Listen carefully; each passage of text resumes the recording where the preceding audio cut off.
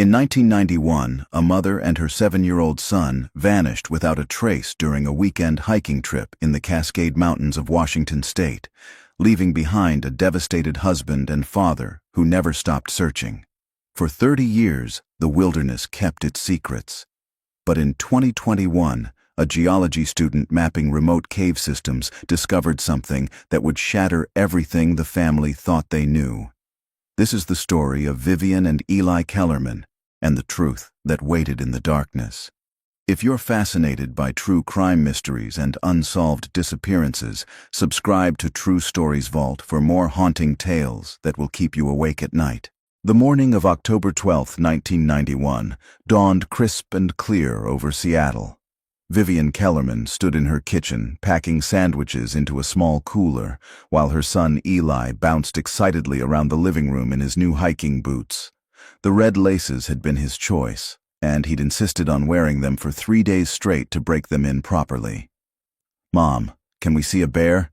Eli called out, his voice bright with the particular enthusiasm only a 7-year-old could muster at 6 in the morning. "We'll see what we see," Vivian replied, smiling as she added juice boxes to the cooler. "But we're going to be quiet and respectful in the woods, remember? We're visitors in their home." David Kellerman emerged from the bedroom, still wearing his pajama pants and an old college sweatshirt. He'd been fighting a cold all week, his sinuses packed with congestion that made him miserable. When Vivian had suggested he stay home and rest, he'd been relieved. The original plan had been for all three of them to hike the Thornton Creek Trail, a moderate 6-mile loop that Vivian had been researching for weeks. "You sure you're okay doing this alone?" David asked, though they'd already had this conversation twice the night before. Vivian crossed to him and kissed his cheek. "We'll be fine. It's a well-marked trail, and I've got the map. We'll be back by dinner." She gestured to the detailed topographical map spread across the kitchen table, the trail route highlighted in yellow marker. "Call me when you get to the trailhead," David said, then added, "and when you start back, I will." Vivian shouldered her backpack, checking one more time that she had the first aid kit, the compass, the whistle, the emergency blanket. She was nothing if not prepared. As a nurse at Swedish Medical Center, she'd seen enough preventable accidents to take wilderness safety seriously. Eli ran to his father and wrapped his arms around David's waist. "Feel better, Dad. We'll bring you back a cool rock." "I'm counting on it, buddy." David ruffled his son's dark hair, so similar to his own. "Listen to your mom, okay?" "I always do," Eli said solemnly, which made both parents smile because it was so earnestly untrue. They left at 6:47 a.m., according to David's later statement to police. He watched from the living room window as Vivian loaded the cooler and backpack into their blue Honda Accord. Eli climbed into the back seat, already clutching his junior field guide to Pacific Northwest wildlife. David waved as they pulled out of the driveway, and Vivian honked twice, their usual goodbye. It was the last time he would ever see them. The drive to the Thornton Creek trailhead took just over 2 hours.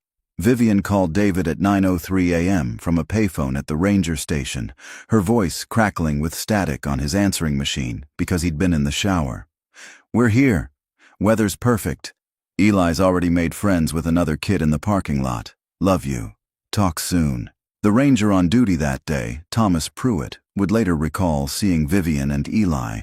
He remembered because Eli had asked him about mountain lions with such specific scientific questions that Pruitt had been impressed. The kid knew his stuff, Pruitt told investigators. Wanted to know about their territorial ranges, their hunting patterns. The mom seemed proud of him. Pruitt's log showed that Vivian and Eli signed in at 9:17 a.m., listing their intended route and expected return time of 4 p.m. Vivian's handwriting was neat and precise. V. Kellerman, plus E. Kellerman, age 7. Thornton Creek Loop, emergency contact, David Kellerman, 206-555-0047. 2 other hikers saw them on the trail that morning. A couple from Spokane, Gerald and Rita Moss, passed Vivian and Eli around 10:30 a.m. at the 2-mile marker. They were taking pictures of mushrooms, Rita remembered. The little boy was so excited, pointing out different species to his mother. She was patient with him, really listening. That was the last confirmed sighting. David tried calling the ranger station at 4:30 p.m. when Vivian hadn't returned or called. No answer. He tried again at 5, then 5:30. By 6 p.m., with darkness falling and his calls still unanswered, he drove to the trailhead himself, his chest tight with a fear he couldn't yet name. The parking lot was empty except for their blue Honda Accord, sitting exactly where Vivian had parked it. David checked the car with shaking hands. Locked. Nothing disturbed. He ran to the ranger station and pounded on the door, but it was closed for the day. The sign-in sheet was visible through the window, and he could see Vivian's entry, her expected return time now 2 hours past. He called 911 at 6:47 p.m., exactly 12 hours after they'd left home. The search began that night with emergency crews hiking the trail with flashlights and calling their names into the vast darkness. By morning, over 50 volunteers had joined the effort. Search and rescue teams combed the Thornton Creek Loop and the surrounding wilderness for 6 days. They found nothing, no backpack, no cooler, no sign of struggle, no trace of Vivian or Eli Kellerman. It was as if the mountain had simply swallowed them whole. David Kellerman had learned to live with the empty spaces, the gap in the bed beside him, the silence where Eli's laughter should have been, the hollow ache that 30 years hadn't diminished, only made familiar. He stood now in his woodworking shop behind his house in Bellingham, running sandpaper across a piece of cherry wood with steady, practiced strokes. The shop had been his refuge for decades, the one place where his hands could stay busy enough to quiet his mind. Sawdust coated his fingers and gathered in the creases of his flannel shirt. At 63, his hair had gone completely gray, and deep lines framed his eyes and mouth, carved there by years of grief, held mostly private. The piece he was working on was a jewelry box commissioned by a young woman for her mother's birthday. David specialized in small, intricate items, boxes with hidden compartments and secret drawers. There was something meditative about creating spaces designed to hold precious things, to keep them safe. His phone rang just after 2 in the afternoon, the sound cutting through the low hum of the dust collector. David set down the sandpaper and pulled the phone from his pocket, not recognizing the number. "Hello? Mr. Kellerman? David Kellerman?" The voice was female, professional, but with an undercurrent of urgency. "Yes, this is David. My name is Detective Angela Reyes with the Cascade County Sheriff's Office. I'm calling about your wife and son." David's hand tightened on the phone. He'd received calls like this before over the years, each one a small spike of hope followed by crushing disappointment. Someone thought they'd seen Eli, now an adult. Someone had a tip about Vivian. None of it ever led anywhere. "What is it?" he asked, keeping his voice level. "Mr. Kellerman, I need you to understand that we haven't found them. But we have found something significant. I'd prefer to discuss this in person. Would you be available to meet with me this afternoon?" David's heart began to pound. In 30 years, no detective had ever asked to meet in person for a non-development. "What did you find?" "I'd rather explain when I see you. Are you still at the Bellingham address?" "Yes. I can be there in 2 hours. Will you be home?" David looked around his workshop, at the half-finished jewelry box, at the tools hung neatly on the walls, at the small framed photo of Vivian and Eli that he kept on his workbench. "I'll be here." "Thank you, Mr. Kellerman. I'll see you soon." She hung up before he could ask anything else. David stood in the sawdust-filtered light, the phone still pressed to his ear, listening to the dial tone. After 30 years of silence, someone had found something. He made coffee because he needed something to do with his hands. While it brewed, he moved through the house, straightening things that didn't need straightening. The living room was tidy as always, decorated simply. He'd sold the Seattle house 5 years after they disappeared, unable to bear living in a space so full of ghosts. Bellingham had been far enough away to feel like a fresh start, but close enough that he could still volunteer with the local search and rescue teams.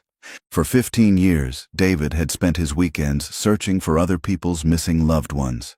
He'd helped find lost hikers, confused elderly wanderers, a teenage runaway. Each person found felt like a small redemption, though it never filled the void that Vivian and Eli had left. At 4:17 p.m., a dark sedan pulled into his driveway. David watched from the window as a woman in her 40s emerged, tall and lean with dark hair pulled back in a ponytail. She wore civilian clothes, jeans, and a jacket, but carried herself with the bearing of someone used to authority. He opened the door before she could knock. "Mr. Kellerman, I'm Detective Reyes." She showed him her badge, then extended her hand. Her grip was firm, her eyes direct and serious. "Come in," David said, stepping aside. "I made coffee." "That would be welcome, thank you." They settled in the living room, David in his usual chair, Detective Reyes on the sofa. She accepted the coffee but didn't drink it, setting the mug on the side table and leaning forward with her hands clasped. "Mr. Kellerman, 3 days ago, a graduate student from the University of Washington, was conducting geological surveys in a remote area about 8 miles from the Thornton Creek trailhead. She was mapping cave systems for her thesis. In one of these caves, a very difficult-to-access location, she found human remains. David felt the room tilt slightly. He gripped the arms of his chair. The remains were examined by the county medical examiner. "Based on dental records, we've confirmed that they belong to your wife, Vivian." The words seemed to come from very far away. David heard them, understood them, but couldn't quite connect them to reality. Vivian, found, after 30 years. "Where?" he managed to ask. "A cave system in an area called Devil's Ridge, about 2 miles off any marked trail. It's extremely remote, accessible only by technical climbing. The student who found her had to rappel down a 40-foot shaft just to reach the entrance." "Eli?" The name came out barely above a whisper. Detective Reyes's expression shifted, became even more carefully controlled. "We haven't found your son. Vivian's remains were alone in the cave." David closed his eyes. Hope and horror warred in his chest. "How did she die?"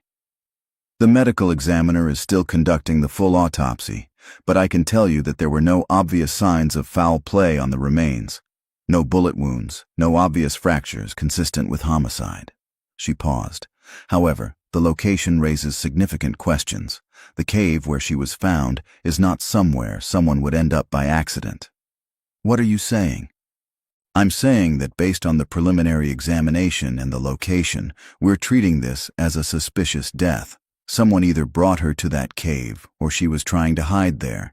Either scenario suggests something happened on that mountain that we don't understand yet." David stood abruptly, needing to move. He walked to the window, looking out at his quiet street without really seeing it. "You said you haven't found Eli." "Not yet, but we've only just begun searching the area around the cave. We have teams out there now, expanding the search radius. If there's anything to find, we'll find it." "He'd be 37 now," David said, his voice hollow. "If he's alive." Detective Reyes rose and moved to stand near him, not touching but present. "Mr. Kellerman, I need to ask you some questions about the days before they disappeared. I know you've been through this many times, but I need you to go through it again. Sometimes, with new evidence, old details become significant in ways we couldn't see before." David nodded slowly. He'd told the story so many times it had become almost rote, the words worn smooth like river stones. But now, with Vivian found in a cave, miles from where she should have been, everything felt different. "What do you need to know?" They talked for over an hour. Detective Reyes took notes in a small leather notebook, her handwriting quick and precise. She asked about Vivian's mental state in the days before the hike, about their marriage, about Eli's health and behavior. She asked about their finances, their friends, whether Vivian had mentioned anything unusual about the trail. "Did your wife seem worried about anything? Distracted?" David shook his head.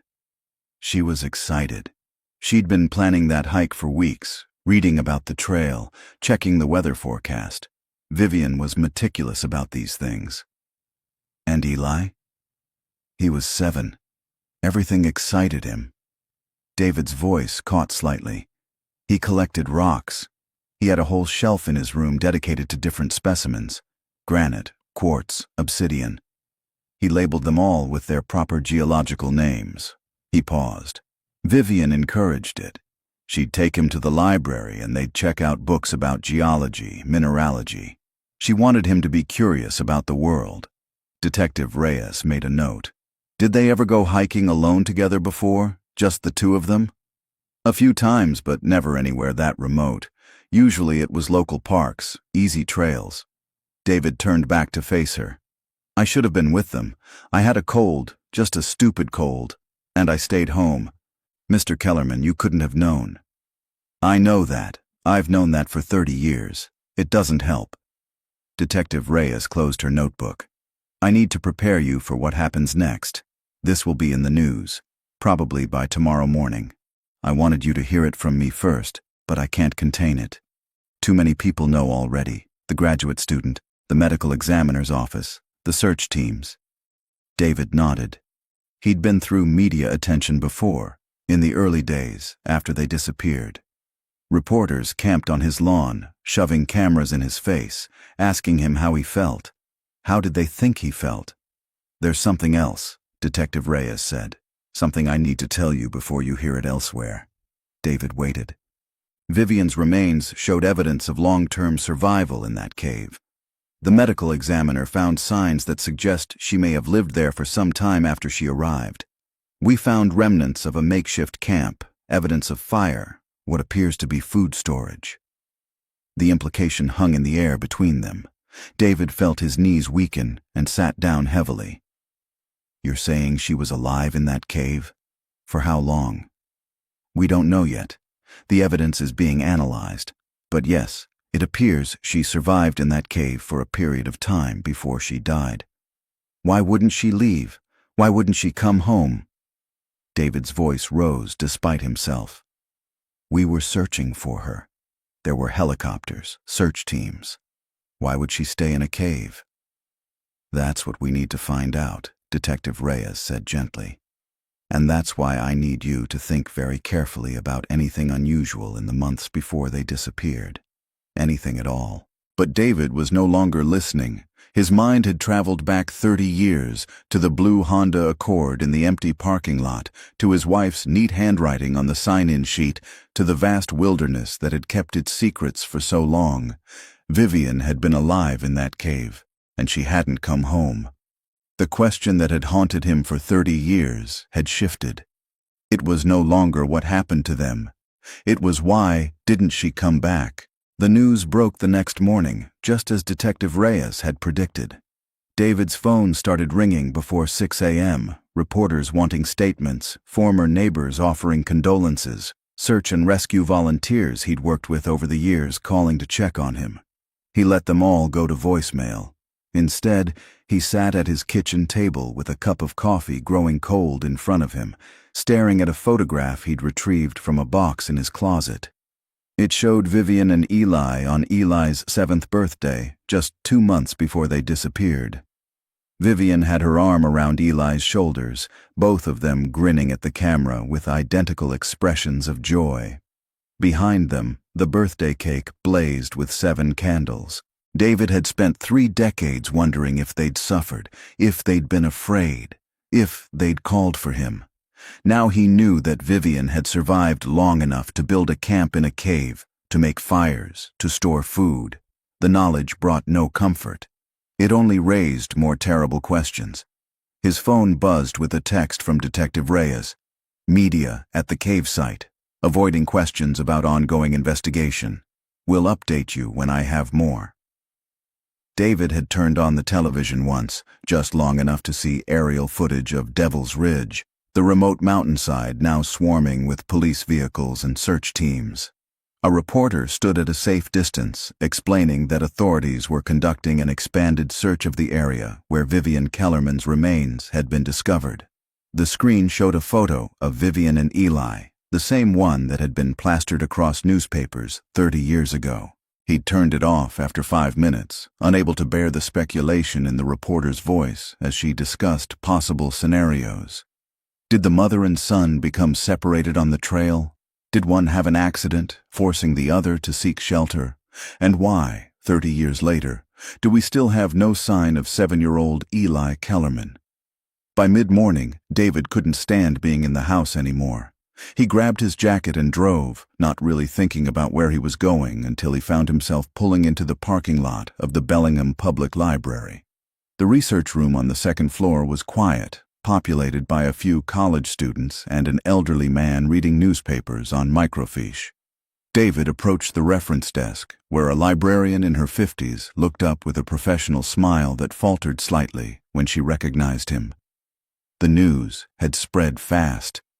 "Mr. Kellerman," she said softly, "I'm so sorry.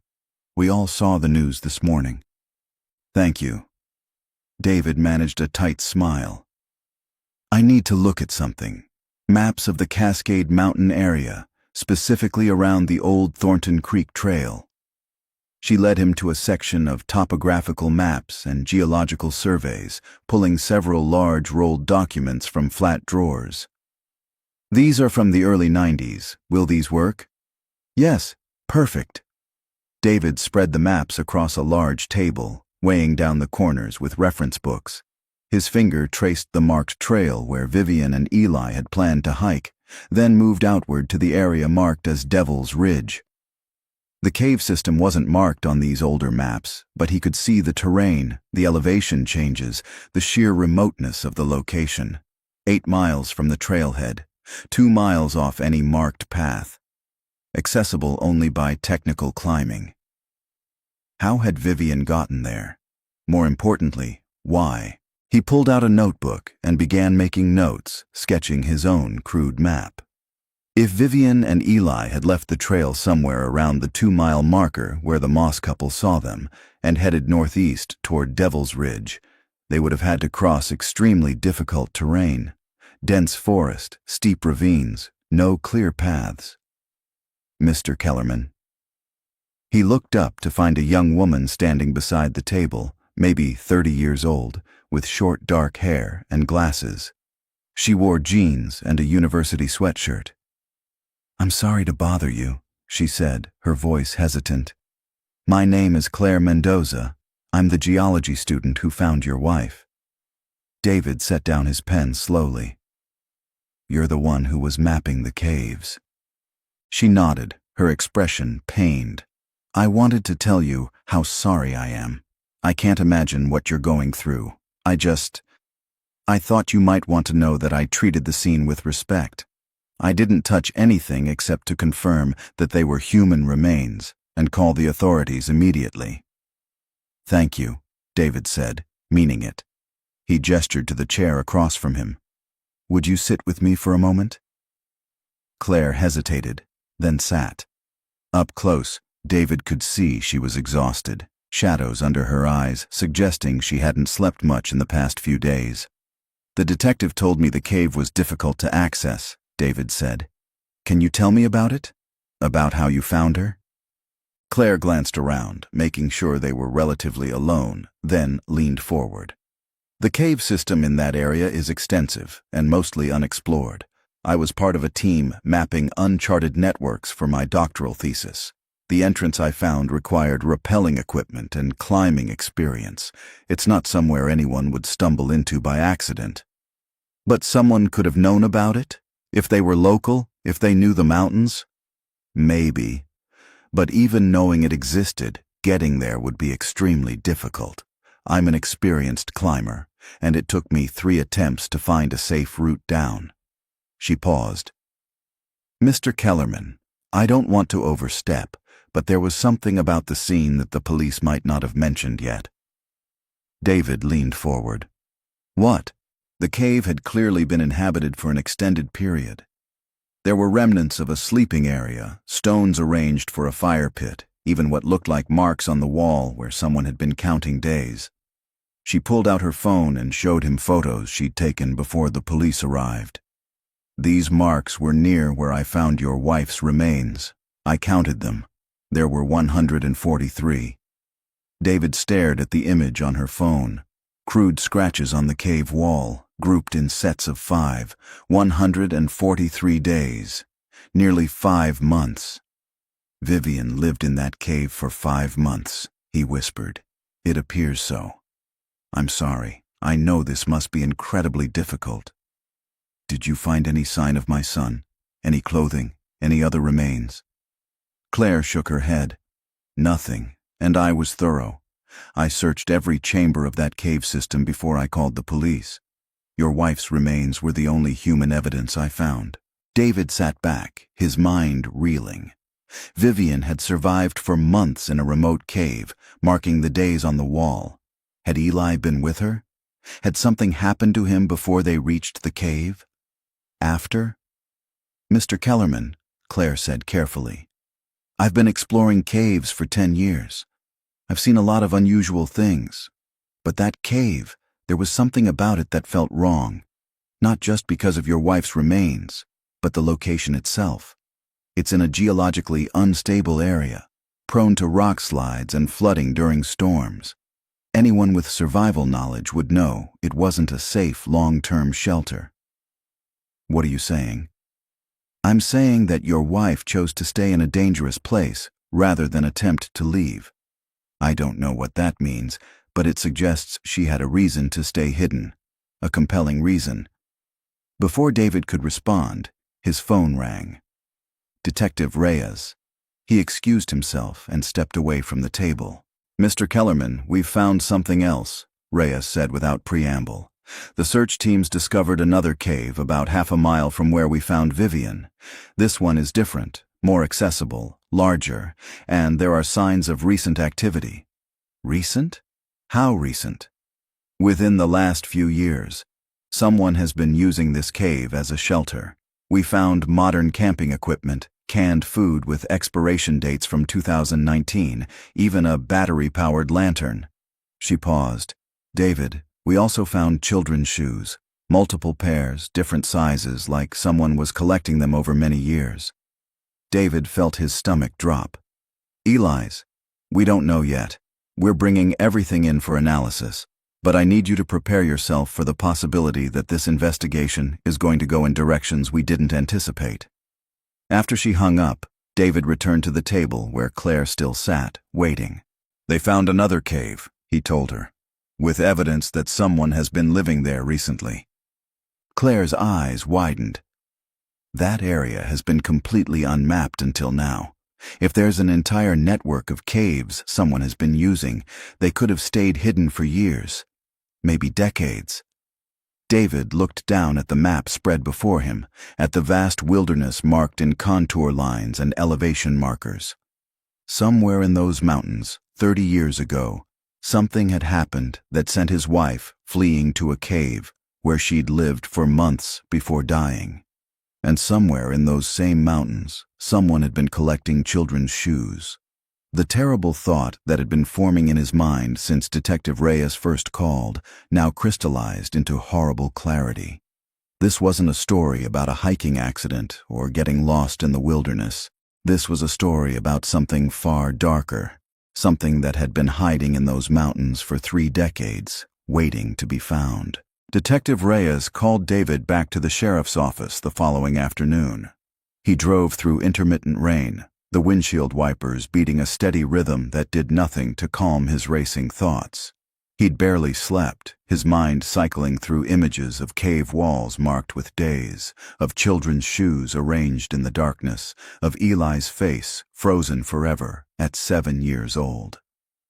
The Cascade County Sheriff's Office occupied a modern building in North Bend, about an hour from where the caves had been found. David was escorted to a conference room where Detective Reyes waited along with 2 other people, a man in his 50s wearing a FBI windbreaker and a woman with silver hair and the calm demeanor of someone used to tragedy. Mr. Kellerman, thank you for coming, Reyes said, gesturing to a chair. This is Special Agent Marcus Chen from the FBI's Violent Crimes Against Children Unit and Dr. Patricia Holden, a forensic psychologist who specializes in abduction cases. David shook their hands mechanically, his stomach tightening. The FBI. Abduction specialists. The investigation had shifted into territory he'd dreaded for 30 years, but never fully confronted. "Mr. Kellerman," Agent Chen began, his voice professional but not unkind, "we've been brought in because the evidence suggests your wife and son's disappearance may be connected to a larger pattern. I want to be direct with you. What we're finding in those caves indicates the possibility of a predator who operated in this area for an extended period." David's mouth went dry. A predator. Dr. Holden leaned forward, her eyes gentle but focused. "The second cave we found contained items that suggest someone was collecting trophies. The children's shoes are one element, but we also found clothing, toys, even photographs. We're working to identify the origins of these items, to determine if they belong to missing children from the region." "And Eli?" David asked, his voice barely steady. "We don't know yet," Detective Reyes said. "But we need your help to understand what happened on that mountain. Mr. Kellerman, I need you to think very carefully about the days and weeks before Vivian and Eli disappeared. Did your wife mention meeting anyone on previous hikes? Did she talk about seeing anything unusual in the woods?"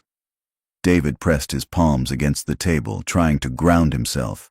Vivian hiked regularly. She took Eli on nature walks every weekend, sometimes to parks, sometimes to more remote areas. She kept a journal of their hikes, documented the plants and animals they saw. "Do you still have that journal?" Agent Chen asked immediately. "Yes. It's at home, in a box with other things I couldn't bring myself to throw away. We'll need to see it, today if possible." They drove in convoy back to Bellingham, David leading in his truck with the law enforcement vehicles following. The rain had intensified, turning the world gray and blurred. David's hands gripped the steering wheel so tightly, his knuckles ached. At his house, he led them to the spare bedroom that had become a storage room over the years. Boxes lined the walls, each labeled in his careful handwriting: Vivian's clothes, Eli's toys, photos, 1988, 1991. He pulled down a box marked personal items and extracted a leather-bound journal with a faded cover. "This is it," he said, handing it to Detective Reyes. "She started keeping it about 2 years before they disappeared." Reyes opened it carefully, revealing pages filled with Vivian's neat handwriting, dates, locations, observations about wildlife and weather. Occasionally there were small sketches of plants or birds.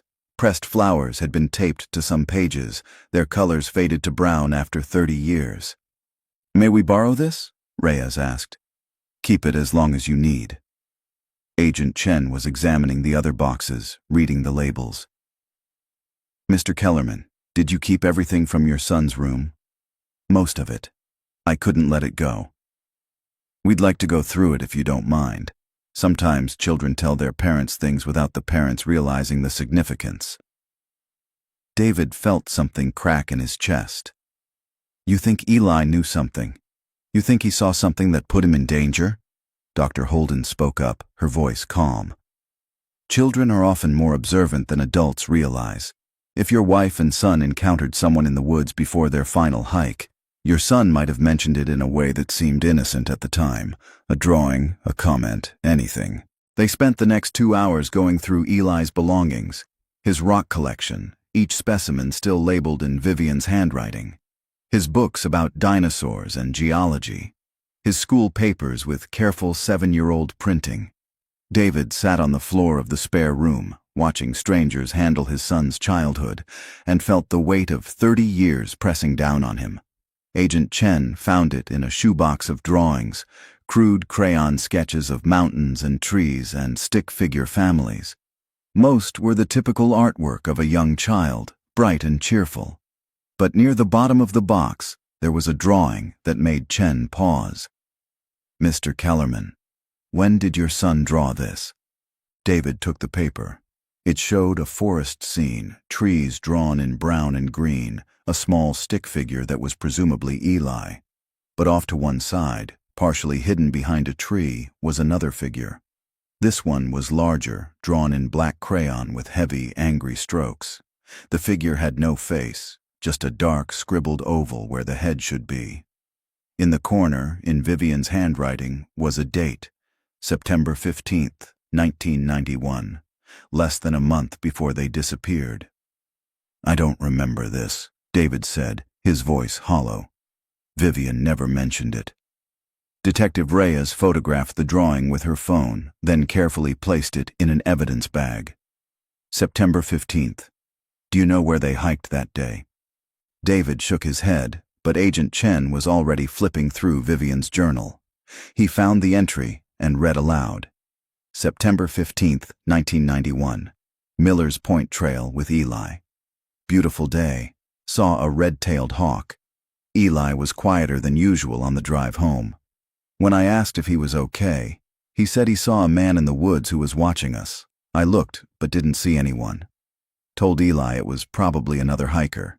He seemed satisfied, but drew a picture when we got home to show Daddy the Shadow Man.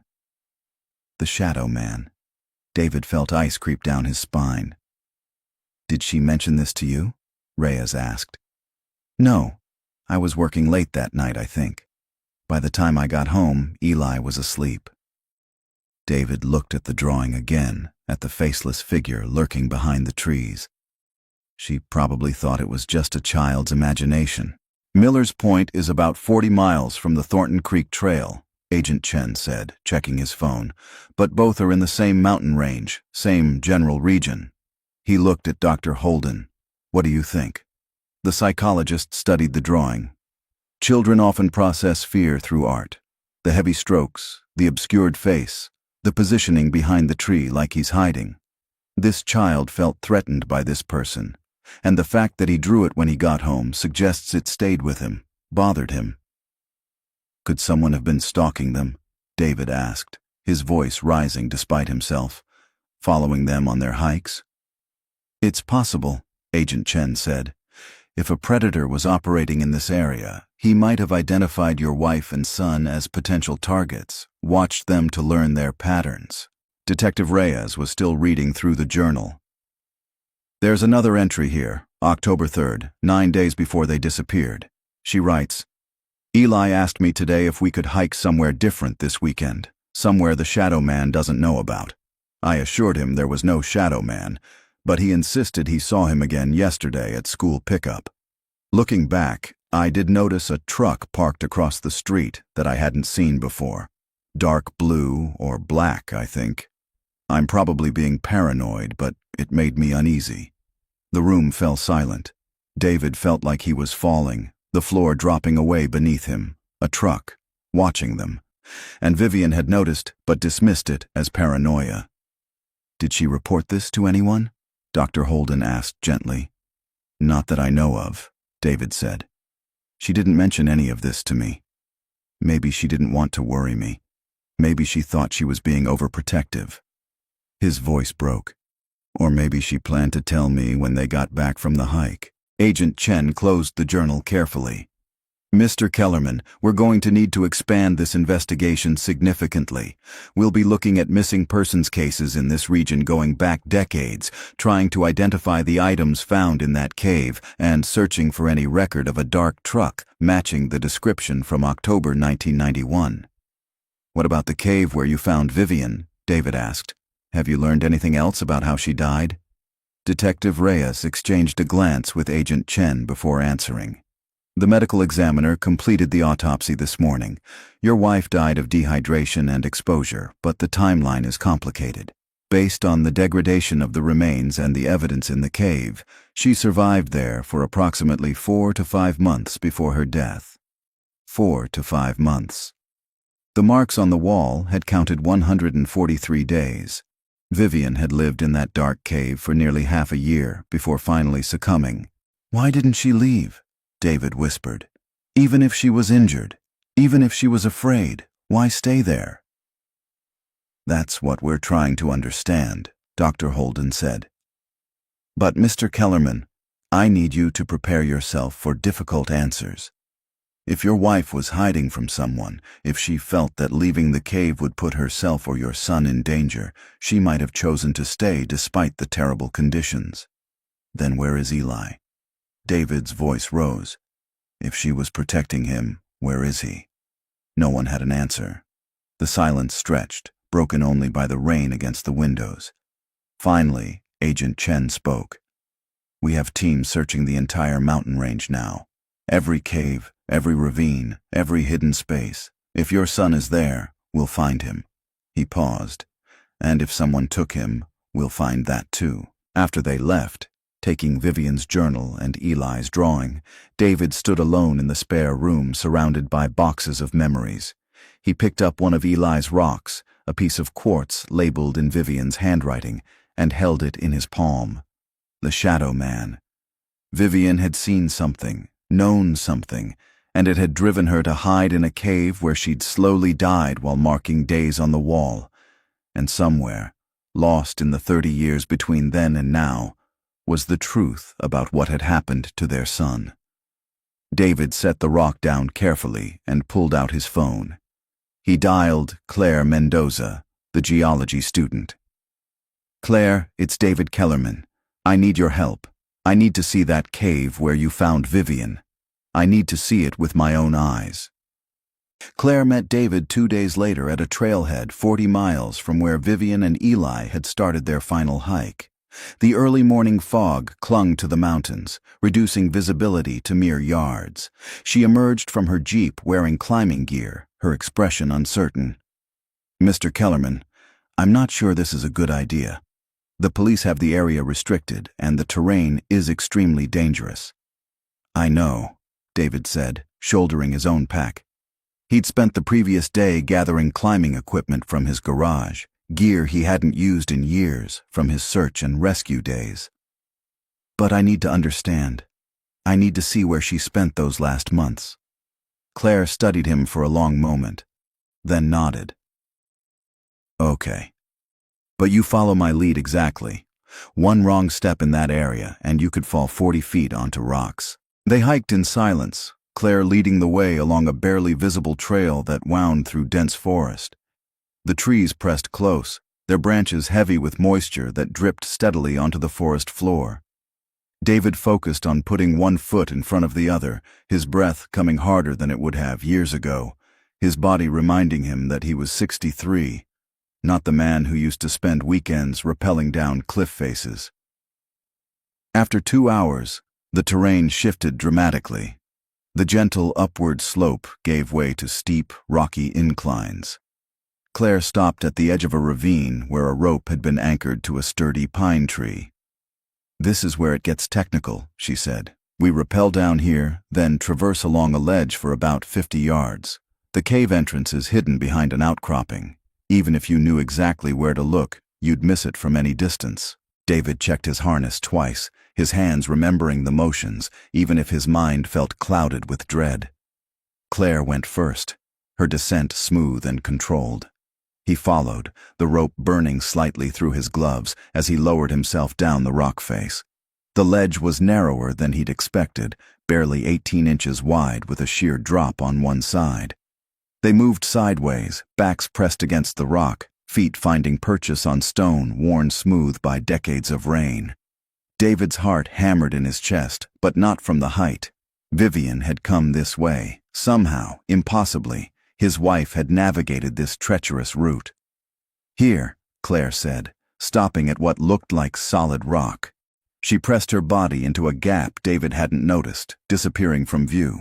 He followed, squeezing through an opening barely wide enough for his shoulders. The cave opened up beyond the entrance, the ceiling rising to perhaps 10 feet. Claire switched on a powerful LED lantern, and the space flooded with harsh white light. David stood frozen. He'd seen Claire's photos, but being here, in this space where Vivian had lived and died, was different. The cave stretched back about 30 feet, the walls rough and weeping with moisture. Near the back, he could see the marks on the wall, those terrible scratches counting out the days. The police cleared the scene 3 days ago, Claire said softly. They took everything that could be evidence, but the basic structure is the same as when I found it." David moved deeper into the cave, his footsteps echoing slightly. The floor was uneven, rocky. He could see the depression where Vivian must have slept, a darker patch of stone near the wall where fires had been built. The smoke would have had nowhere to go except out the narrow entrance. It must have been suffocating. He approached the tally marks, reaching out to touch them with trembling fingers. 143 days. Had she kept counting after that? Or had she given up, knowing she wasn't going to survive? "Mr. Kellerman," Claire said hesitantly, "there's something the police didn't make public yet. Something I probably shouldn't tell you, but I think you have a right to know." David turned to face her. "When I found your wife's remains, they were positioned deliberately, not like she'd collapsed or fallen. She was lying on her back, hands folded on her chest, almost like she'd been placed that way." Claire's voice wavered. There was a rock next to her, a piece of quartz. It had been shaped, deliberately worked into a smooth oval, and there were words scratched into it. "What words?" "I'm sorry, David. I tried." David's knees buckled.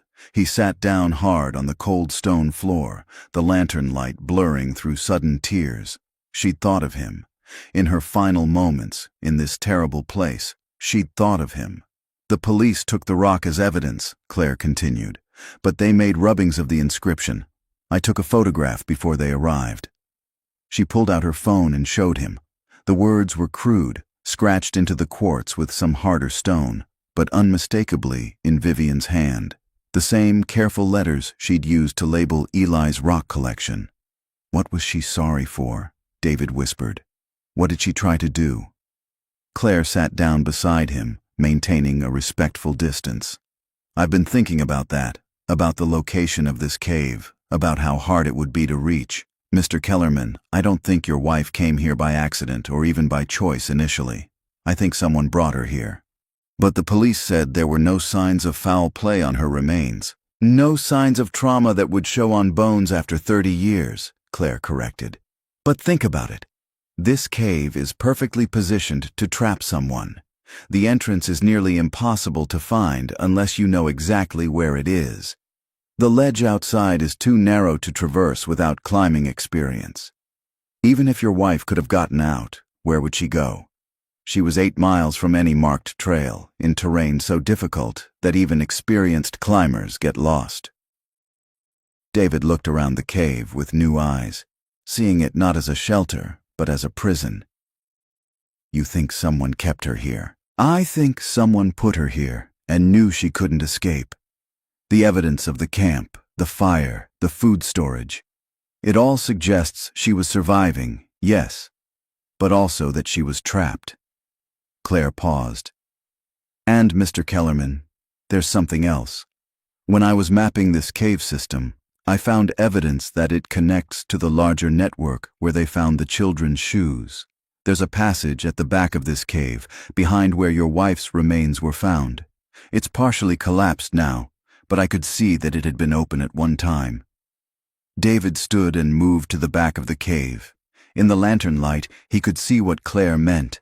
A section of the wall had caved in, rubble piled high, but behind it was darkness that suggested open space. "Where does it lead?" "To the main cave system. The one that's been used more recently, where they found the modern camping equipment and the collection of items." Claire joined him, shining her light into the gap. "Mr. Kellerman, I think whoever put your wife in this cave used that passage to visit her, to bring her food and water, enough to keep her alive." "Why?" David's voice was raw. "Why keep her alive only to let her die?" "I don't know, but the fact that she survived for months suggests someone was sustaining her, and then something changed. Maybe he stopped coming. Maybe there was a cave-in that blocked the passage, but at some point, your wife was left here to die slowly." David's mind raced. The shadow man, the dark truck. Someone had been watching them, stalking them, and on that October day 30 years ago, he'd made his move. "Eli," David said suddenly. "If Vivian was here, where was Eli? Claire, could there be another cave?" Another place where he might have been kept? It's possible. This mountain range is riddled with caves. Most of them are unmapped, unexplored. The geology student team has only scratched the surface. She hesitated. But Mr. Kellerman, you need to prepare yourself for the possibility that your son wasn't kept alive. Children are harder to control than adults. If this person was a predator, if he collected trophies from his victims, Eli might have— No. David's voice was sharp. Not until we know. Not until we find him. They stood in silence, the lantern light casting long shadows on the cave walls. David walked to where Vivian had spent her final days, where she'd scratched her apology into a piece of quartz. He pressed his palm against the cold stone where she'd slept. I tried, he whispered, reading her words again. What had she tried to do? Escape? Survive? Protect Eli? A sound echoed from outside the cave, distant but distinct. Voices. Claire moved to the entrance and peered out, then turned back with alarm in her eyes. Someone's coming. We need to leave. If the police find us here, we'll both be in serious trouble. But David had heard something else, beneath the voices, a sound that made his blood run cold. From the collapsed passage at the back of the cave, from somewhere in the darkness beyond the rubble, came a faint but unmistakable noise. Scratching, like fingernails on stone. Did you hear that? David moved toward the passage, his heart pounding. Mr. Kellerman, we need to go, now. The scratching came again, rhythmic, deliberate. 3 short scratches, 3 long, 3 short, SOS. David lunged toward the rubble, began pulling away stones with his bare hands. Someone's in there. Someone's alive in there. Claire grabbed his arm. That's impossible. The police searched this entire system. There's no one. The scratching stopped. In the sudden silence, a voice drifted through the gap in the rocks. Weak, hoarse, barely human. Mom? David's world stopped. That voice, that single word. 30 years hadn't erased the memory of his son's voice. Eli, he breathed. Then louder, his hands tearing at the rocks with renewed desperation. Eli. Claire was beside him now, helping to clear the rubble, her earlier caution forgotten. The voices outside were getting closer, but David didn't care. His son was alive. After 30 years, his son was alive. Hang on, he called through the gap. Hang on, we're coming. We're coming to get you. From the darkness beyond, Eli's voice came again, stronger now. Dad? Is that you, Dad? And David wept as he pulled away stones, his hands bleeding, his son's voice the only thing that mattered in the entire world. The rocks came away piece by piece, revealing a narrow passage behind the collapse. David's hands were raw and bleeding, but he felt no pain. Only the desperate need to reach his son, to pull him from the darkness that had held him for 30 years. Claire worked beside him, using a small climbing tool to pry larger stones loose. The voices outside had grown louder. The police had reached the cave entrance. Flashlight beams swept through the opening. This is Sheriff's Department. Identify yourselves. We need help, Claire shouted back. There's someone trapped in the passage. We need more hands. More equipment! The sound of movement, urgent radio chatter. But David's focus remained fixed on the gap they'd created, now wide enough to see through. He shone his lantern into the space beyond. What the light revealed made him freeze. A chamber perhaps 20 feet across, the walls slick with moisture and something else. Dark stains that might have been moss or might have been something worse. And there, pressed against the far wall, was a figure. Not the 7-year-old boy David had been expecting. A man, gaunt and filthy, with long matted hair and a beard that obscured most of his face. He wore rags that might once have been clothes, and his skin was so pale it seemed translucent in the harsh light. But his eyes, those eyes, were Eli's eyes, the same deep brown David saw every time he looked in a mirror. Eli, David's voice cracked.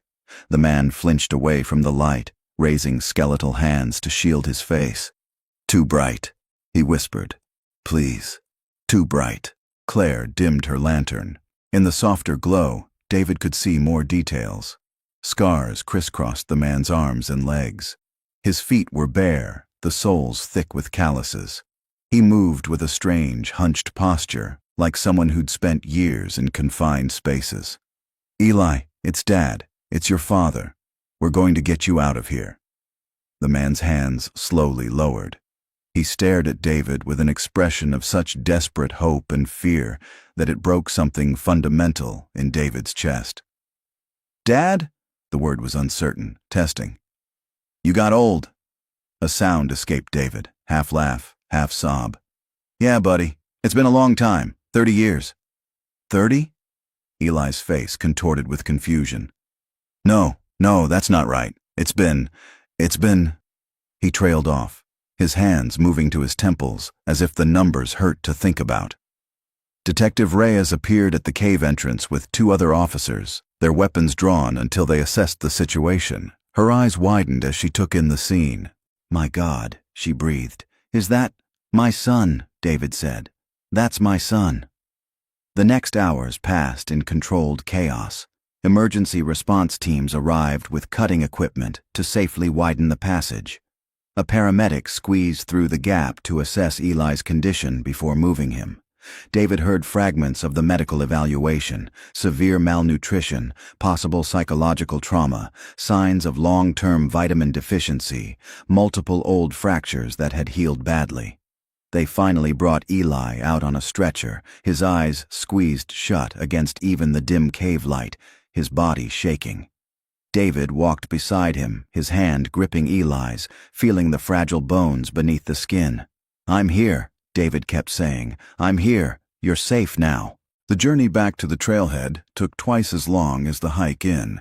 Eli couldn't tolerate the light, became agitated when they tried to move him quickly. The paramedics fashioned a shield over his face and administered mild sedation. By the time they reached the ambulances, he'd drifted into an uneasy sleep. David rode with him, watching the shallow rise and fall of his son's chest, still unable to fully process that this was real, that after 30 years, Eli was alive. At the hospital in Seattle, Eli was immediately admitted to the ICU. Doctors swarmed, running tests, hooking him up to monitors and IVs. David was ushered to a waiting room where Detective Reyes joined him along with Agent Chen and Dr. Holden. "Mr. Kellerman," Dr. Holden said gently, "I know you want to be with your son, but there are some things you need to understand before you see him again." David turned to face her, his exhaustion so profound it felt like a physical weight. "Your son has been held captive for 30 years. The psychological trauma from that kind of prolonged isolation and abuse is severe. He may not remember things clearly. He may have difficulty processing that he's safe now. His sense of time, of reality, could be significantly distorted." "He knew me," David said. "He called me Dad. That's a good sign, but be prepared for confusion, for fear, possibly for anger. Captivity survivors often go through complex emotional responses once they're free." Agent Chen leaned forward. "David, we need to ask Eli what happened. Who took him, where he's been, if there are other victims, but we have to be careful. We can't traumatize him further or contaminate his memories. A specialist from the FBI's Victim Services Unit is flying in tonight to conduct the interview." "What about the cave system?" David asked.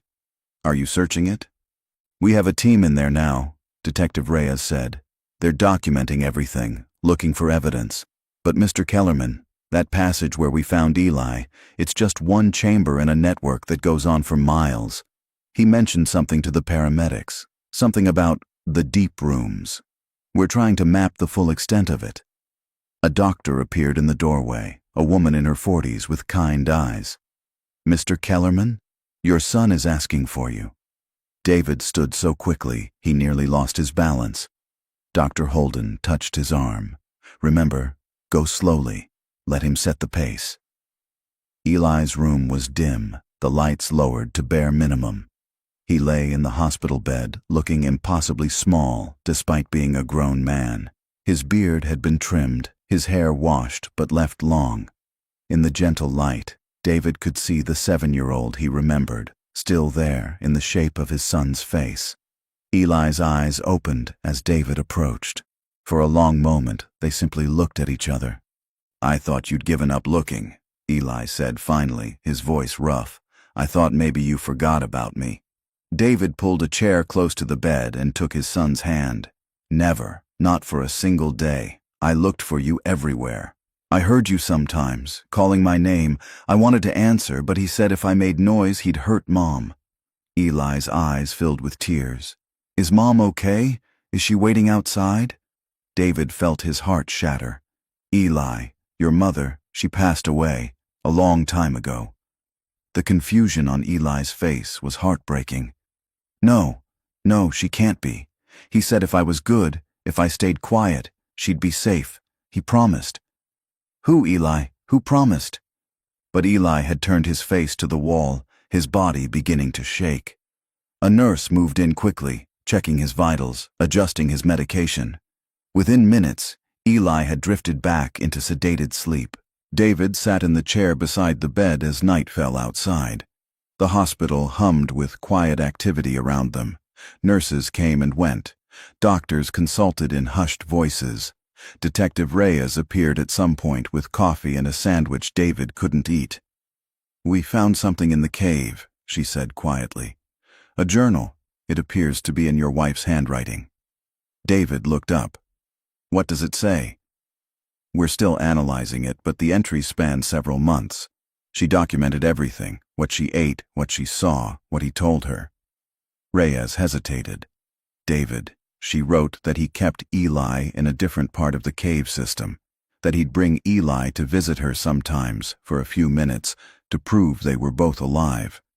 But she never saw where Eli was being kept, and then, one day, he stopped coming. She didn't know if that meant Eli was dead or if something had happened to the man who took them. Who was he?" David's voice was barely a whisper. She never saw his face clearly. He wore a mask when he was with her. But she described him: tall, strong, spoke with what she thought was a local accent. He knew the mountains intimately, knew about caves that weren't on any maps. Reyes paused. "In her final entries, about a week before we believe she died, she wrote that she could hear rock falls in the passage between her cave and the main system. She thought maybe there'd been a collapse, that maybe he was trapped on the other side. She wrote that if he was gone, if he was dead, then Eli might die too because no one knew where he was." "Except he didn't die," David said, looking at his sleeping son. "He survived. For 30 years, he survived." "We need to understand how," Reyes said. "Because if he's been in those caves this entire time, living in total darkness, with no human contact except maybe occasional visits from his captor, then the question is, who's been keeping him alive? The evidence we found of recent activity, the camping equipment from 2019, someone has been using those caves within the last few years." The implications hung in the air. If Eli's original captor had died in a cave collapse 30 years ago, then someone else had found him. Someone else had chosen to keep him imprisoned instead of setting him free. David looked at his son's sleeping face and felt a cold dread settle in his stomach. The Shadow Man had been real, and somewhere, hidden in the mountains or walking among ordinary people, he or his successor was still out there. Eli woke screaming at 3 a.m., thrashing in his hospital bed with such violence that it took 2 nurses and a security guard to keep him from injuring himself. David stood helplessly by as they administered sedation, his son's screams echoing through the quiet ward. "He's coming! He's coming back! Please don't let him find me!" By the time the medication took effect, Eli was sobbing, his eyes wild and unfocused. David held his hand through the bed rails, whispering reassurances that seemed to have no effect. Dr. Holden arrived within the hour, summoned by the night staff. She examined Eli's chart, spoke with the nurses, then pulled David into a consultation room. "Your son is experiencing severe PTSD," she explained. "The nightmares, the panic attacks. These are normal responses to prolonged trauma. But Mr. Kellerman, I need to be honest with you. The psychological damage from 30 years of captivity, especially captivity that began when he was a child, that's going to require intensive, long-term treatment. He may never fully recover. What are you saying? I'm saying that the Eli you knew, that 7-year-old boy, he's gone. The man in that bed has spent his entire adult life in captivity. His psychological development was arrested. His understanding of the world, of normal human interaction, it's all filtered through the lens of his imprisonment. She paused. You need to prepare yourself for a difficult journey. David rubbed his face with both hands. Can he tell us what happened? Can he help us find who did this? Eventually, perhaps, but pushing him too hard, too fast, could cause him to retreat completely. We've seen cases where victims dissociate, create alternate realities to cope with trauma. Eli is fragile right now. We need to be very careful. Over the next 3 days, Eli's condition stabilized physically. The doctors addressed his malnutrition, treated several infections, and documented the extent of his injuries. His vision had adapted to near-complete darkness over the years. Normal light caused him severe pain, so they kept his room dim and provided special glasses when light was necessary. David spent every possible moment at his son's bedside. They talked in brief stretches, Eli's memories, fragmentary and confused. He remembered his mother, remembered the hike, remembered something about a man who offered them help. Then, nothing but darkness and fear, and a voice telling him that if he was good, if he was quiet, his mother would live. I tried to be good, Eli whispered one evening, his voice breaking. I tried so hard, but I heard her crying sometimes through the rocks. She'd call my name, and I wanted to answer, but he said if I made noise, he'd make her stop crying forever. It's not your fault, David said, gripping his hand. None of this is your fault. On the 4th day, the FBI specialist arrived, a woman named Dr. Sarah Reeves, who specialized in interviewing trauma survivors. She spent an hour alone with Eli, emerging pale and shaken. He's ready to tell us what he remembers, she told the assembled investigators. But I need everyone to understand that his sense of time is severely distorted. He may confuse events from different years or remember them in the wrong order. We're going to record everything, but we have to be cautious about treating his testimony as a precise timeline. They set up a video camera in Eli's room. Agent Chen, Detective Reyes, and Dr. Holden observed from an adjacent room through a one-way window. David was allowed to stay, seated in the corner where Eli could see him, but outside the camera's view. Dr. Reeves began gently, asking Eli about his life before the hike. He remembered his house, his rock collection, going to school. His memories of that time were clearer than David had hoped, though still filtered through a child's perspective. Do you remember the day you and your mother went hiking? Dr. Reeves asked. Eli nodded slowly. We were looking for special rocks. Mom said there might be garnets in the creek bed. I had my field guide. His eyes grew distant. There was a man on the trail. He said he was lost, asked Mom if we could help him find his way back. Mom was always helping people. Can you describe this man? Tall. He wore a flannel shirt and a baseball cap. Brown beard, I think. He seemed nice. Eli's hands clenched on the blanket. We walked with him for a while. He said his truck was just off the trail through the trees. Mom said we shouldn't leave the trail, but he looked so worried. Said his daughter was waiting for him. David felt sick. The man had known exactly what would work on Vivian, an appeal to help, a mention of a child. What happened when you left the trail? Dr. Reeves's voice remained calm, professional. We walked for a long time. It got harder, lots of rocks and steep parts. I asked Mom if we should go back, but the man said it was just a little further. Then we got to this place, this cliff, and the man said his truck was at the bottom. There was a rope. Eli's breathing had quickened. Mom went first, to make sure it was safe for me. I was scared of heights. She knew that. But when she got to the bottom, something happened. She screamed. I tried to pull myself back up, but the man, he grabbed me. Put his hand over my mouth. Dr. Reeves leaned forward slightly. What did he do, Eli? He took me down a different way, not the rope. There was a path, hidden, and at the bottom there was a hole in the rocks, a cave. He pushed me inside, and it was so dark I couldn't see anything. I heard Mom calling for me, her voice echoing, but I couldn't tell where she was. I tried to run, but he caught me, held me down. Tears streamed down Eli's face. He said if I screamed, if I tried to run, he'd hurt Mom. He said he had her in a different cave, and if I was good, if I did what he said, he wouldn't hurt her. Did you see him clearly? His face? Eli shook his head. In the cave it was too dark. He had a light sometimes, a flashlight, but he never pointed it at himself, just at me. And later, when he came back, he wore a mask. A ski mask, I think. How often did he come back? I don't know. In the dark, I couldn't tell time. Sometimes it felt like forever. Sometimes he'd come and bring food, water.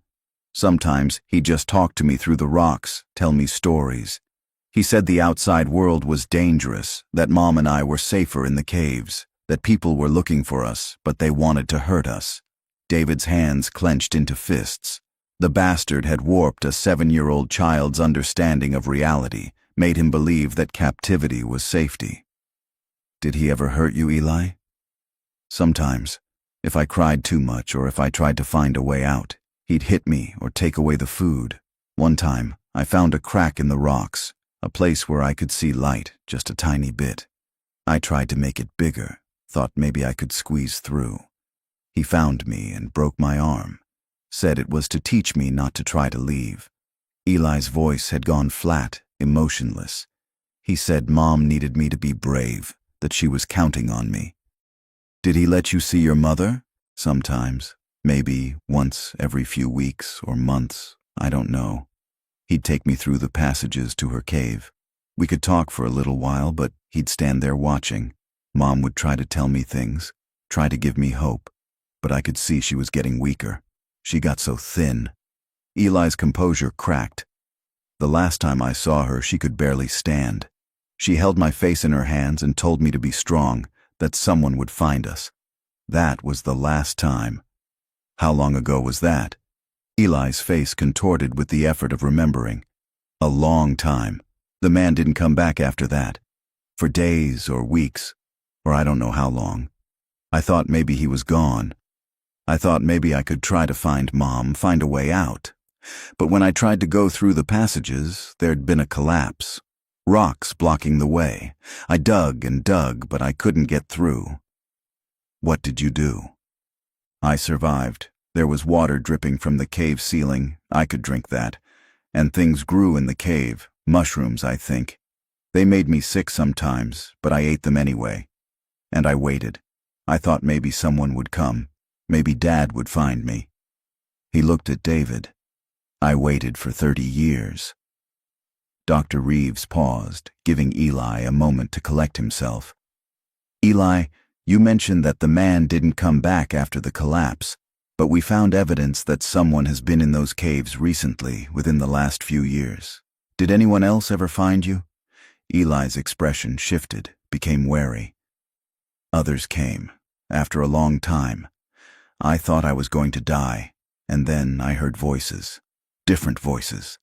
I tried to call out, but my voice didn't work right anymore. Then someone found me, a boy, younger than me. He was scared. He ran away, but he came back with food, with water. A boy? How old? I don't know. Young, maybe 12, 13. He didn't talk much, just brought me things and left. This happened for a long time, years, I think. The boy got older, became a man. Still didn't talk, just brought supplies. Eli's hands trembled. Then one day he brought someone else, showed him where I was. This new person, he was different. He asked me questions, who I was, how long I'd been there. I told him about Mom, about the man who took us, and he. What did he do, Eli? He laughed. Said I was the longest kept secret in the mountains. Said he knew about the Shadow Man, that was what he called him. the shadow man who'd taken people for years before he got trapped in his own caves. This new person said he'd found the shadow man's body years ago, found all his hiding places, his collection of things from the people he'd taken. Eli's voice dropped to a whisper. He said I was the last one still alive, that I was special, and he wanted to keep me that way. The room fell silent. In the observation room, David could see Agent Chen on his phone, urgency in his movements. Eli, Dr. Reeves said carefully, did this person tell you his name? No. But the boy who'd found me first before he brought the new person, he'd said something once. Just once. He'd said, Uncle Ray says the caves are dangerous. I shouldn't come here. I think maybe Uncle Ray was the new person. Can you describe Uncle Ray? Medium height, strong, dark hair. He had a scar on his hand, shaped like a star. I saw it when he gave me food. Eli closed his eyes. He came regularly for a while, brought better food, batteries for a small light he gave me. Then he stopped coming. That was maybe a year ago, maybe more. I thought maybe he'd died too, like the shadow man. I thought I'd die there, alone in the dark. Dr. Reeves exchanged a glance with Dr. Holden through the window. Eli, you're safe now. No one is going to hurt you anymore. We're going to find these people, the boy who helped you, this Uncle Ray. You're going to help us make sure no one else gets hurt. But Eli wasn't listening. His eyes had fixed on something only he could see, his expression haunted. There are others, he whispered. In the deep rooms, I could hear them sometimes, crying, calling out. The shadow man kept them in places I couldn't reach. And Uncle Ray, he said they were still there, the old ones. He said they'd been there so long they weren't people anymore, just echoes. But I heard them. I know I heard them. The search teams returned to the cave system at dawn the following morning, this time with specialized equipment. Thermal imaging cameras, ground-penetrating radar, and cave diving gear. Agent Chen coordinated from a command post established at the trailhead, while Detective Reyes led one of 3 teams entering the network. David watched the preparations from the perimeter, forbidden from participating but unable to stay away. Claire Mendoza stood beside him, her geological expertise now invaluable to the investigation. The deep rooms Eli mentioned, she explained, pointing to a hastily drawn map of the cave system. They'd be in the lower chambers. Most cave networks have vertical shafts that descend deeper into the mountain. Some of them fill with water, others remain dry, but are nearly impossible to access without specialized equipment. Could people survive down there? Claire's expression was grim. Survive? Maybe, for a while. But it would be a living hell. No light, no fresh air circulation, constant cold and dampness. If what Eli said is true, if there were others kept in those deep chambers. She trailed off, unable to finish the thought. By mid-morning, the first team had found something. The radio crackled to life, the voice tense with suppressed emotion. Command, this is Team 1. We've located a chamber approximately 60 feet below the main cave level. There are remains here, multiple individuals. Advise bringing the medical examiner and forensic team immediately. David's stomach dropped. He watched as personnel scrambled, equipment was loaded, body bags were prepared. The reality of what they were uncovering settled over the command post like a shroud. Detective Reyes emerged 6 hours later, her face ashen, her hands shaking slightly as she removed her helmet. She found David and led him away from the others before speaking. We've found 7 bodies so far, in various states of decomposition. Some appear to have been there for decades, others more recently. The medical examiner is making preliminary assessments. But David... She paused, steadying herself. These people died from exposure, dehydration, starvation. They were left to die slowly in the darkness, just like Vivian. Children. Some, not all. The ages range from what appears to be a young teenager to adults. We're working to identify them now, cross-referencing with missing persons cases from the region going back 40 years.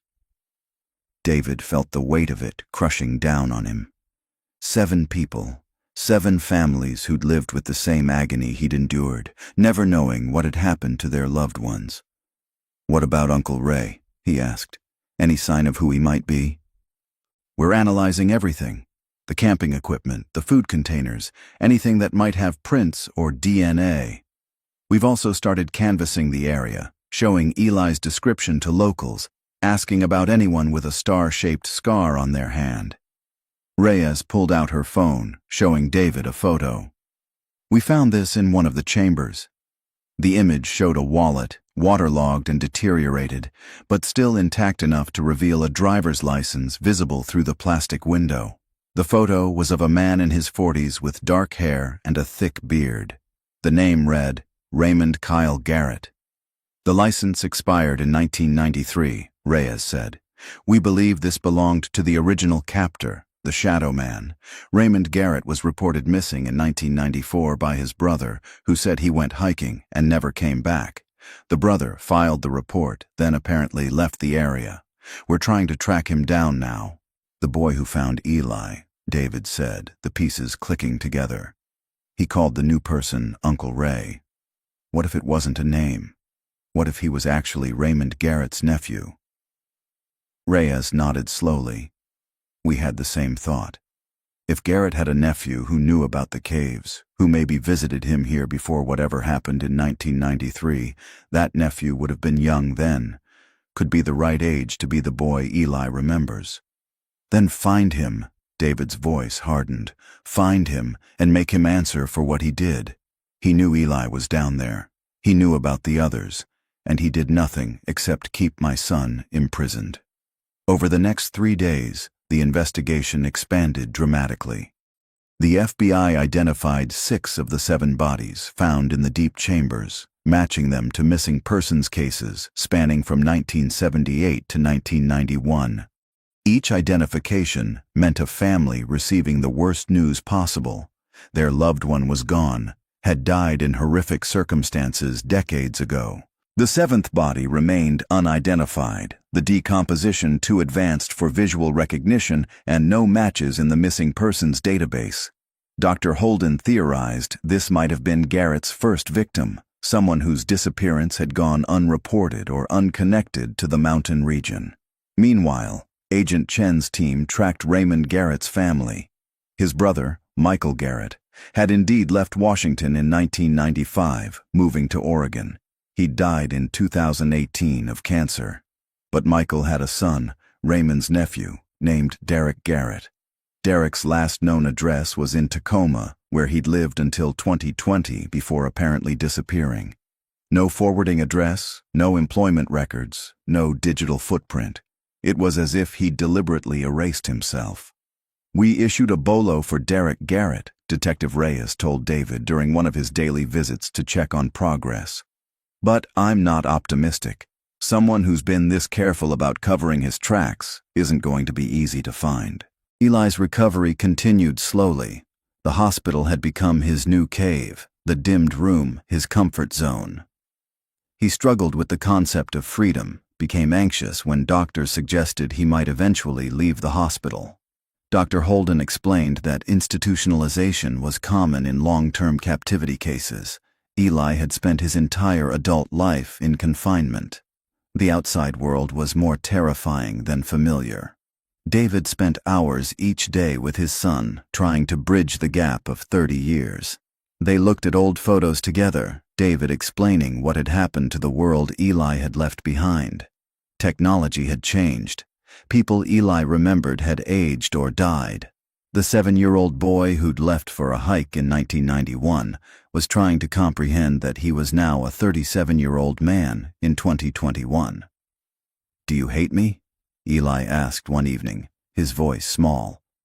"For not being who you remember?" David took his son's hand. "I could never hate you. You survived something that would have broken most people. You're stronger than you know. I don't feel strong. I feel broken. Then we'll put you back together, however long it takes." On the 8th day after Eli's rescue, a break came from an unexpected source. A woman named Patricia Lowell walked into the Cascade County Sheriff's Office and asked to speak to someone about the Kellerman case.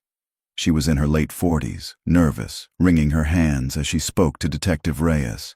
"I saw the news about the bodies in the caves," Patricia said, "and about the man you're looking for, Derek Garrett. I know him, or I knew him. We dated briefly about 5 years ago." Reyes immediately called in Agent Chen and a stenographer. "Tell us everything you remember about Derek." "We met online, dated for about 3 months. He was quiet, kept to himself. Worked odd jobs, construction mostly. He had this scar on his hand shaped like a star. Said he got it as a kid, messing around in the woods." Patricia pulled out her phone, scrolling through old photos. "I took this at a company picnic. He didn't like having his picture taken, but I caught him off guard." The photo showed a man in his 30s with dark hair and an average build, standing beside a food table with a look of annoyance on his face. But clearly visible on his right hand, holding a paper plate, was a star-shaped scar. "This is him," Agent Chen confirmed. "This is Uncle Ray. Ms. Lowell, do you have any idea where Derek might be now?" "We broke up when I found out he was lying about stuff. Little things at first, then bigger things. His whole life story seemed made up. I pushed him on it, and he just disappeared. But I remember something he said once when he'd been drinking. He said he had a place in the mountains where he went when the world got too loud. A place no one else knew about. He said sometimes he'd stay there for weeks, just him and the silence." "Did he say where?" "Not specifically, but he mentioned once that it was near where his uncle used to take him camping as a kid, somewhere in the Cascades, within a day's drive of Seattle." After Patricia left, the team huddled around their maps. If Derek Garrett had a hidden location in the mountains, somewhere he could stay undetected for weeks, it might not be the cave system they'd already found. It could be another cave, a cabin, anywhere in thousands of square miles of wilderness. "We need to talk to Eli again," Agent Chen said. "He might remember something, some detail about the boy who found him, about where he came from." They brought Dr. Reeves back in for another interview. This time, they asked Eli to focus on the boy, on any conversations they'd had, any clues about where he lived. Eli struggled with the memories, his face contorting with effort. "He didn't talk much, but once, when he brought me food, he said something about having to get back before dark because the road was dangerous. And another time, he mentioned a creek, said he followed the creek to find the caves." Claire Mendoza was brought in with her geological surveys. "If there's a creek system that leads to the cave network," she said, studying her maps, "it would be here." She pointed to a tributary of the Thornton Creek, one that branched off several miles from the main trail. "This flows underground in places, resurfaces here and here. If you followed it upstream, you'd eventually reach the ridge where the caves are located." "And if there's a road nearby?" Reyes asked. Claire traced a thin line on the map. "Old logging road, been closed for 20 years, but it's still there. Overgrown, but passable with the right vehicle." Within 2 hours, a tactical team was assembled. They approached from 2 directions, one team following the creek upstream, another taking the overgrown logging road. David wanted to go but was firmly denied. Instead, he sat in Eli's hospital room, both of them waiting for news. The call came just after sunset. Detective Reyes, her voice tight with controlled emotion. "We found it, a cabin about half a mile from the logging road, completely hidden by forest growth. And Derek Garrett is here. We have him in custody." Derek Garrett sat in the interrogation room with his hands cuffed to the table, his expression blank. He'd surrendered without resistance when the tactical team surrounded his cabin, simply raising his hands and saying, "I wondered when you'd figure it out." Through the one-way glass, David watched as Agent Chen and Detective Reyes entered the room. He'd been given permission to observe, but not participate. Dr. Holden stood beside him, her presence a steadying force. "Derek Garrett," Agent Chen began, laying out a folder of photographs on the table. "We've found the cave system. We've found the bodies. We've found Eli Kellerman, alive after 30 years. And we've found your uncle's remains, Raymond Garrett. trapped in a collapsed passage where he apparently died in 1993. Derek looked at the photos without apparent emotion. Uncle Ray was a complicated man. Complicated. Reyes's voice was hard. He was a serial killer who imprisoned and murdered at least 8 people that we know of, and you knew about it. You helped him. I didn't help him. I was 13 when I first found those caves. Uncle Ray would take me camping, teach me about the mountains. One time I wandered off, found an entrance to a cave system he'd told me was too dangerous to explore. I went in anyway because that's what kids do. Derek's voice remained flat, emotionless. I found a woman. She was barely alive, starving, trapped behind rocks. She begged me to help her, to get her out. I ran back to Uncle Ray, told him what I'd found. I thought he'd help her. But he didn't. He grabbed me, dragged me back to that cave, and showed me 3 more. 3 more women in different chambers, all dying slowly. He told me they were bad people, that they'd hurt children, that he was punishing them. He told me if I ever told anyone, he'd put me in a cave too. And I believed him. Derek finally showed emotion, a flicker of something that might have been pain. I was 13 years old and my uncle was a monster. Yet you continued visiting the caves, Agent Chen said. You knew Eli Kellerman was down there, alive, and you kept him there for decades.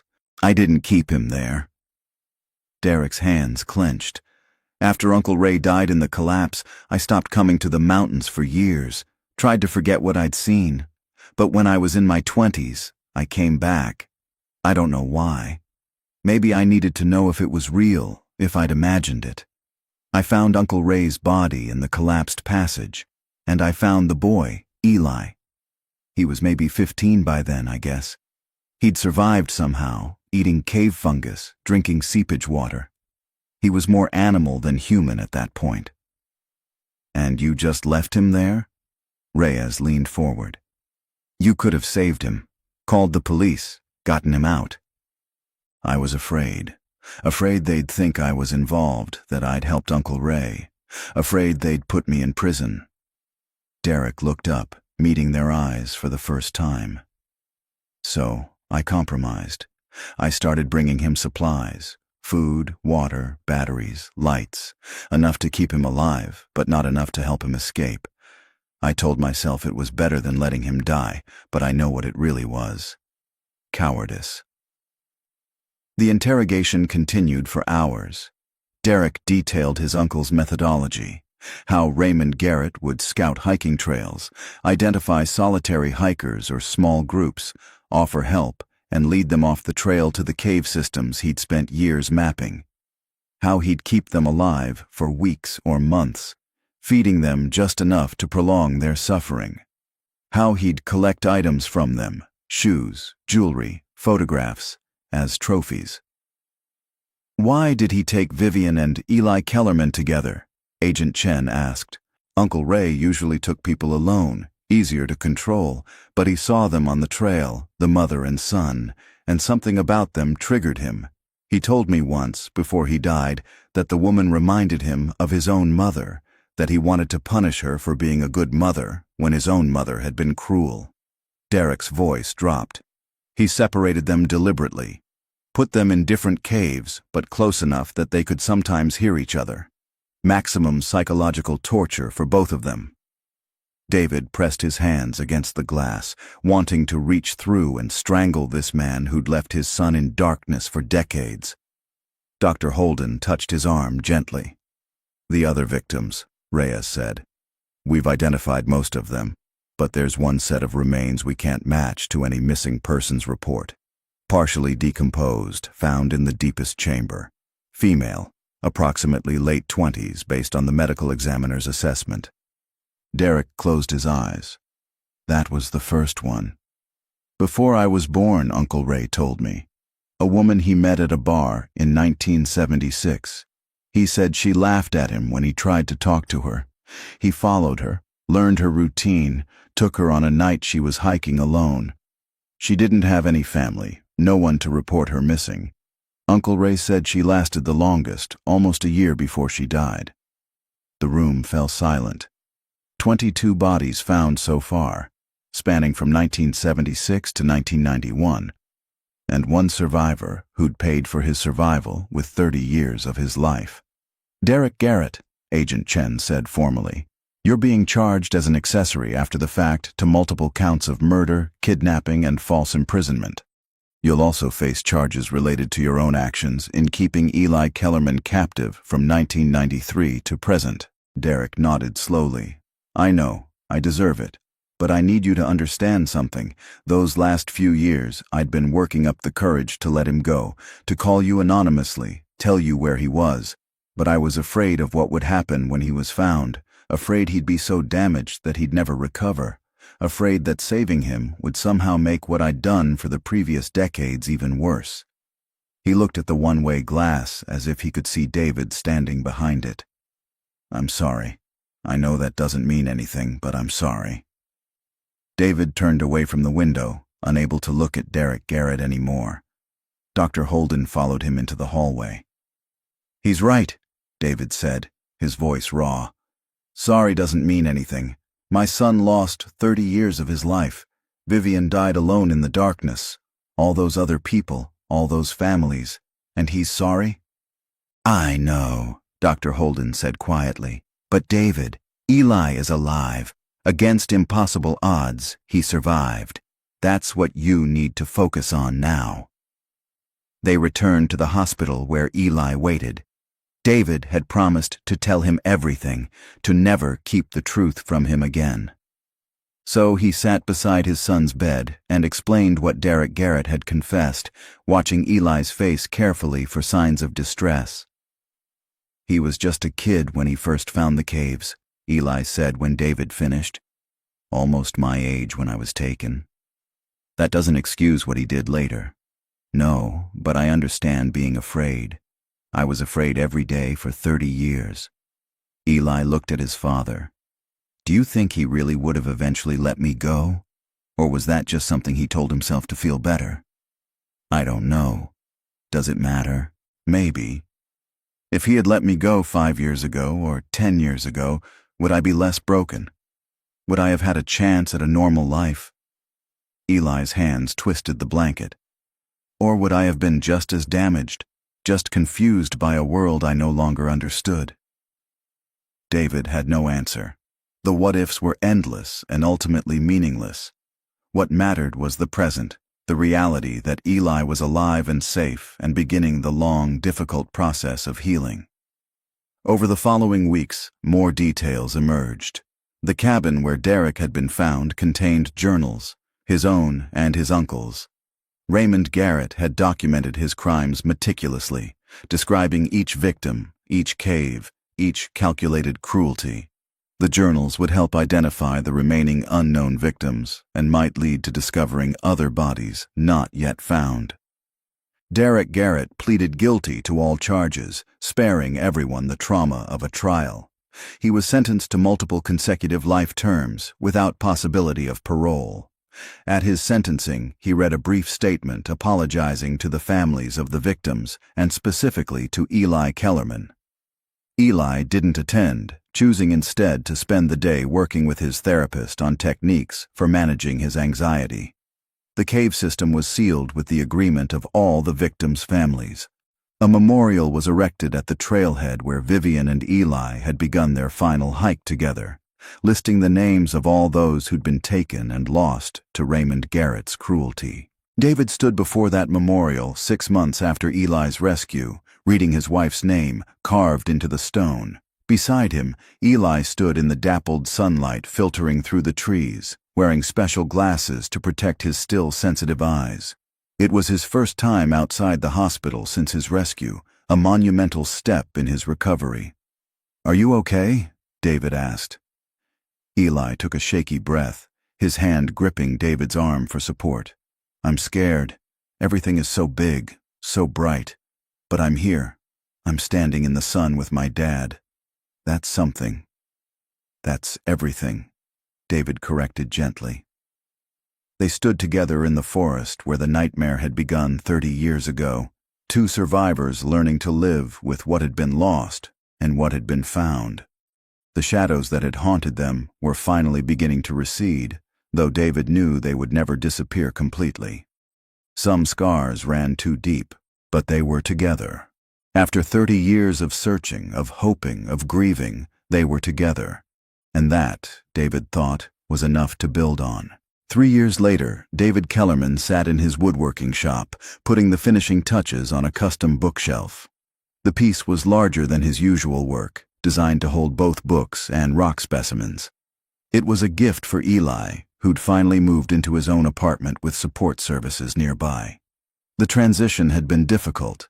Eli still struggled with agoraphobia, with crowds, with unexpected noises. He attended therapy 3 times a week, and probably always would, but he'd made progress that his doctors considered remarkable given the severity of his trauma. He'd learned to tolerate daylight, though he still preferred dimly lit spaces. He'd reconnected with the hobby that had meant so much to him as a child, studying geology through online courses and slowly rebuilding his rock collection. David's phone rang. Eli's face appeared on the screen, a photo from last month when they'd celebrated Eli's 40th birthday.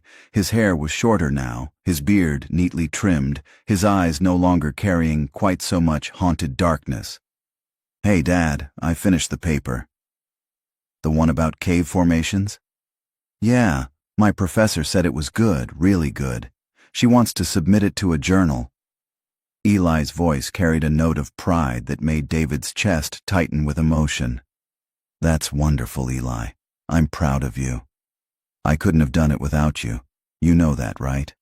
All those days you spent with me, helping me relearn how to live, I couldn't have survived coming out of those caves without you." "We helped each other," David said, blinking back tears. "We're still helping each other." After they hung up, David returned to the bookshelf, running his hand over the smooth wood. The last 3 years had been harder than the 30 years of searching in some ways. Watching Eli struggle with panic attacks, with nightmares, with the overwhelming complexity of modern life had broken David's heart repeatedly. But there had been victories too. The first time Eli laughed at something on television. The first time he went to a coffee shop alone. The first time he called David just to talk, not because he was in crisis. A knock on the shop door pulled him from his thoughts. Detective Reyes stood there, no longer working the case but having become something of a friend over the years. "Thought I'd drop by, see how you're doing," she said, accepting the coffee David offered. "Good." Eli finished his geology paper. His professor thinks it's publishable. "That's great. Really great." Reyes pulled out a folder. "I have news too. We identified the last victim, the woman from 1976. Her name was Catherine Riley. She was a graduate student at UW, disappeared after a solo hiking trip. Her family had all passed away, which is why she was never reported missing. But we tracked down a cousin who's been searching for her for 40 years. I got to tell her that Catherine's been found, that she can finally be laid to rest." David nodded slowly. Over the past 3 years, all of Raymond Garrett's victims had been identified and returned to their families.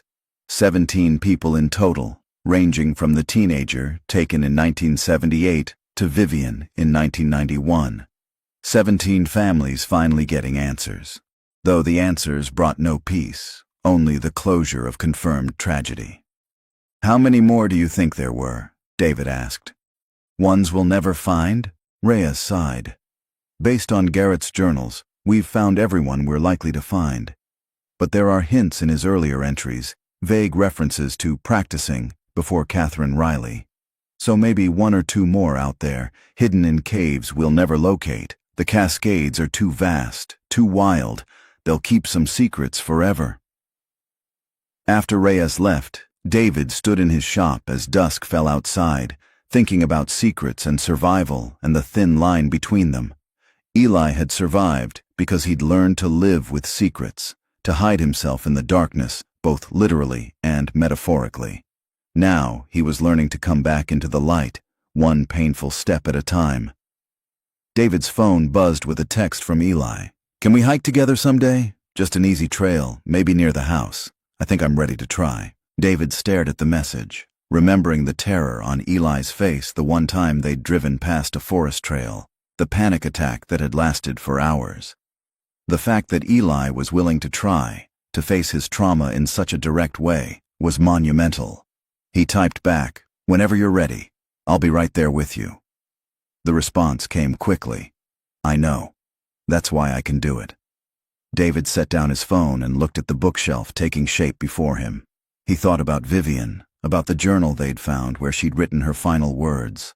Among the entries about survival and fear, she'd written something that had sustained David through these difficult years. If Eli survives this, if he somehow makes it out, tell him that his mother never stopped fighting. Tell him that even in the darkest place, there was always hope that he would see light again. Eli had seen the light.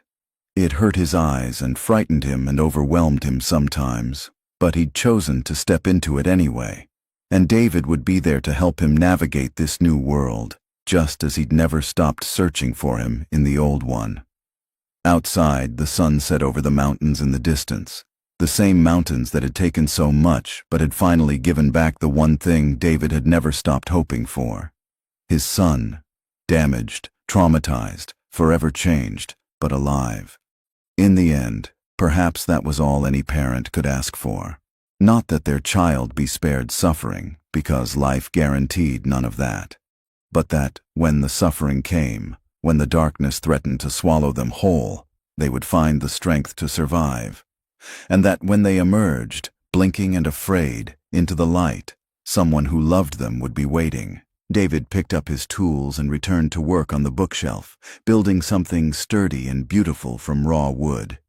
Building something that would hold the weight of all those rocks, all those carefully labeled specimens that represented a 7-year-old boy's curiosity and a 40-year-old man's determination to reclaim the pieces of himself that had been stolen.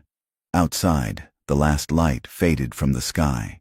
Inside the shop, David worked late into the night, the rhythm of his hands on wood, a meditation, a prayer, a promise that tomorrow would come and they would face it together. Father and son, survivors of the ridge that had tried to claim them both.